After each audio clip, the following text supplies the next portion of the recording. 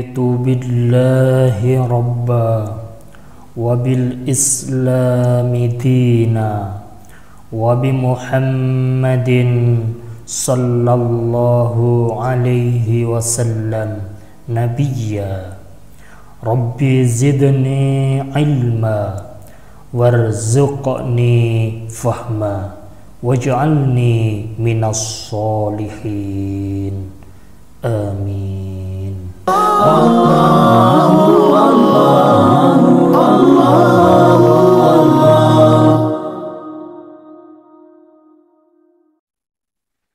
Assalamualaikum warahmatullahi wabarakatuh.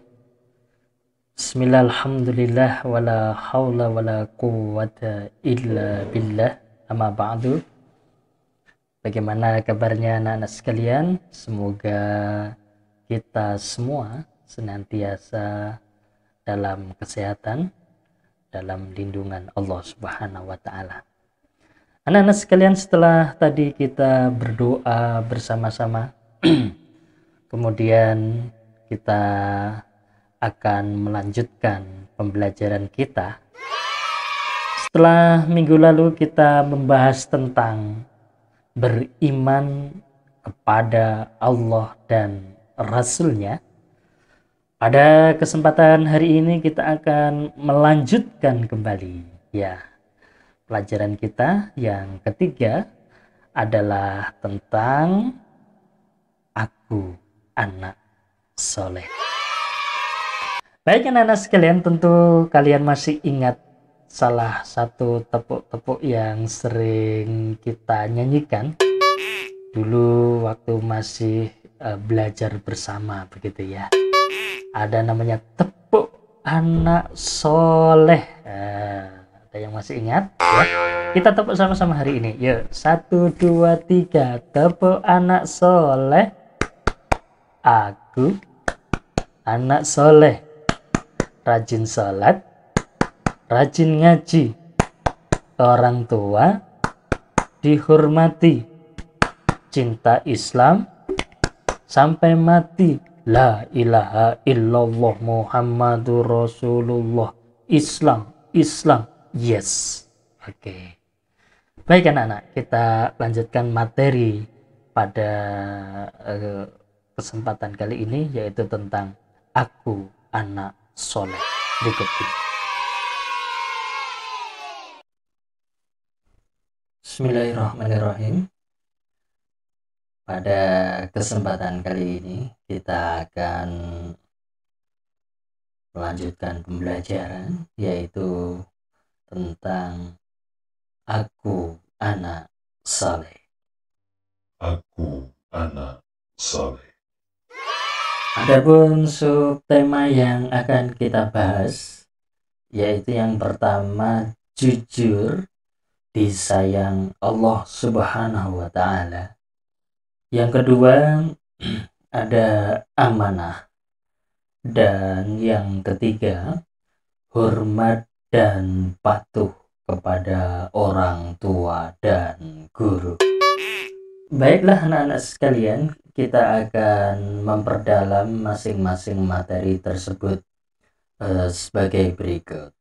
Baiklah, ini Pak Adi sudah memberikan sebuah gambar begitu ya. Kalau kalian perhatikan, yang paling ujung itu ada seorang ayah. Di sampingnya ada seorang ibu yang sedang menggendong adik bayi begitu ya.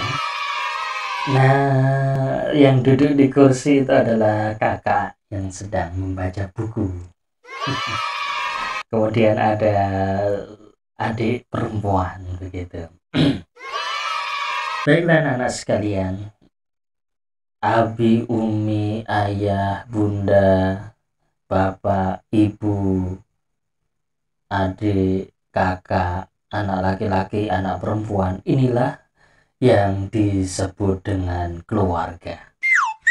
Kalau kita perhatikan, keluarga itu adalah mereka yang tinggal di dalam rumah yang sama, di dalam atap yang sama begitu.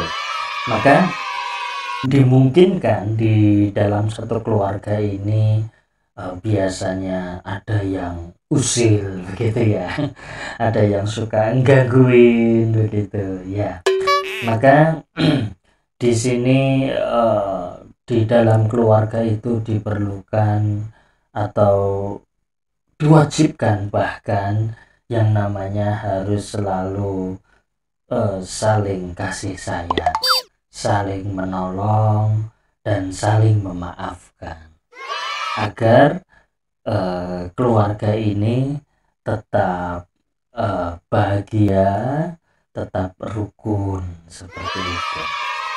Baiklah, Allah Subhanahu wa Ta'ala berfirman di dalam Al-Quran surah Luqman ayat yang ke-14. Dan kami perintahkan kepada manusia agar berbuat baik kepada kedua orang tuanya. Ibunya telah mengandungnya dalam keadaan lemah yang bertambah-tambah dan menyapihnya dalam usia 2 tahun. Bersyukurlah kepadaku dan kepada kedua orang tuamu. Hanya kepada aku kembalimu. Baiklah anak-anak sekalian. Ternyata Allah Subhanahu wa Ta'ala itu memerintahkan kepada kita supaya kita berbuat baik, hormat, patuh, taat kepada kedua orang tua kita, terutama kepada bunda kita, kepada mama kita, kepada ibu kita, kepada ummi kita. Kenapa? Karena bunda itu telah mengandung, bunda itu telah menyusui, bunda itu sudah menggendong, merawat, ya, menyuapin dan lain sebagainya. Jasa-jasa orang tua kita, baik bapak maupun ibu kita, itu sangat banyak. Maka kita diwajibkan untuk bersyukur. Kita diharuskan untuk berterima kasih. Berterima kasih kepada Allah Subhanahu wa Ta'ala dan berterima kasih kepada orang tua kita. Baik anak-anak sekalian, sebagai bentuk-bentuk perilaku anak yang hormat dan patuh kepada orang tua. Yang pertama, anak itu patuh dan taat apabila dinasihati. Jadi, kalau orang tua kita menasihati, kalau orang tua kita memberitahu, maka kita harus taat, maka kita harus patuh. Ya, jangan sampai orang tuanya sedang memberitahu, menasihati, tidak didengarkan. Orang tuanya memberitahu, tidak diindahkan. Nggak boleh. Ya, ini membahayakan untuk kita kalau kita tidak mau patuh dan taat kepada orang tua. Yang kedua, rajin sholat dan belajar. Kenapa? Karena semua orang tua itu kepingin anaknya menjadi anak yang saleh, anaknya menjadi anak yang pintar. Gak ada orang tua yang anaknya kepingin supaya nanti menjadi anak yang jahat. Enggak ada. Semua orang tua kepingin anaknya menjadi anak yang soleh, soleha, baik, taat, patuh, pintar. Ya, Maka siapa yang masih tidak sholat, ya siapa yang sholatnya masih bolong-bolong, ya iya. Jadi sholat, belajar itu adalah perilaku anak-anak yang patuh ya kepada Allah dan kepada orang tua. Yang ketiga, anak-anak yang patuh dan hormat kepada orang tua adalah sanggup membantu kegiatan di rumah. Jadi kalau bangun tidur itu ya dilipat, dirapikan bantalnya, selimutnya, seperti itu. Bantu ibu nyapu lantai, yang bisa ngepel ya. Bantu cuci piring, ya dibantu cuci piring, asal jangan dipecah-pecahin piringnya. Ya, bantu ngangkat sampah. Jadi anak yang patuh, anak yang soleh itu harus bisa membantu pekerjaan orang tua di rumah, jemur baju, begitu ya. Kemudian yang keempat, anak yang berperilaku hormat dan patuh kepada orang tua itu adalah dia selalu ingat dan selalu mendoakan. Ya, anak yang patuh, anak yang solihah, dia selalu berdoa untuk orang tuanya. Masih ingat doa untuk orang tua? Ya, jadi harus tahu, dan ini harus dibaca. Doa untuk orang tua ini harus dibaca terutama setelah selesai sholat, dibaca. Baik, kita baca dulu sama-sama ya. A'udzubillahi minasyaitonirrajim. Bismillahirrahmanirrahim. Allahumma ghfirli wali walidayya warhamhuma kama rabbayani shaghira. Ya Allah, ampunilah dosa-dosaku dan dosa kedua orang tuaku, dan sayangilah mereka sebagaimana mereka menyayangiku pada waktu aku kecil. Anak-anak sekalian, doa ini nanti kalian tulis ya, ditulis dan artinya kemudian dibaca setelah selesai sholat, dibaca ya, baik Arabnya maupun artinya ya. Nanti kalau sudah lancar divideokan ya, dikirimkan ke Pak Adi.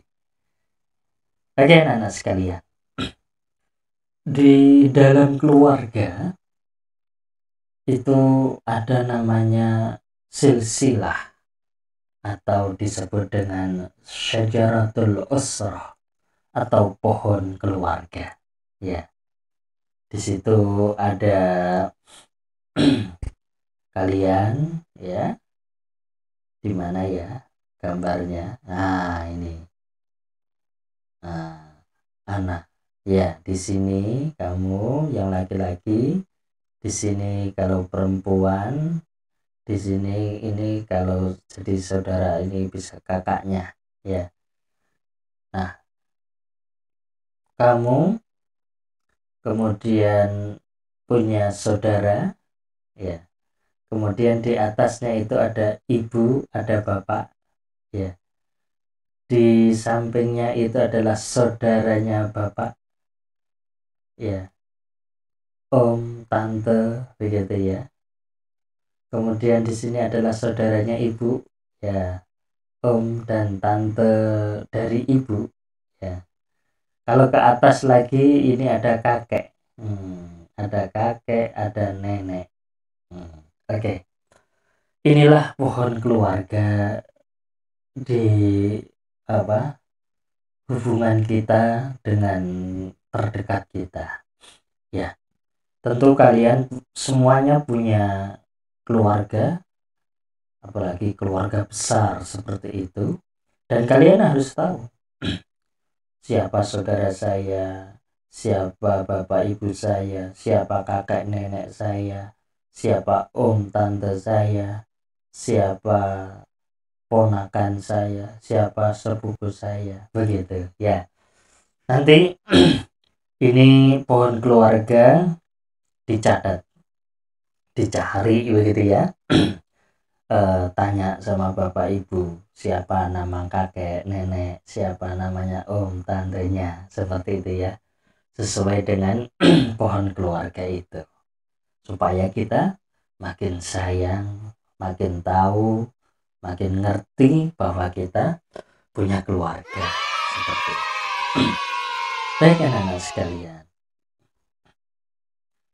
ya, dengan keluarga kita supaya lebih sayang, kita lebih dekat, kita lebih akrab, kita harus tahu keluarga kita itu, ya. Baiklah anak-anak sekalian, untuk sementara sampai di sini dulu pembelajaran kita. Insya Allah nanti kita lanjutkan kembali di waktu yang akan datang.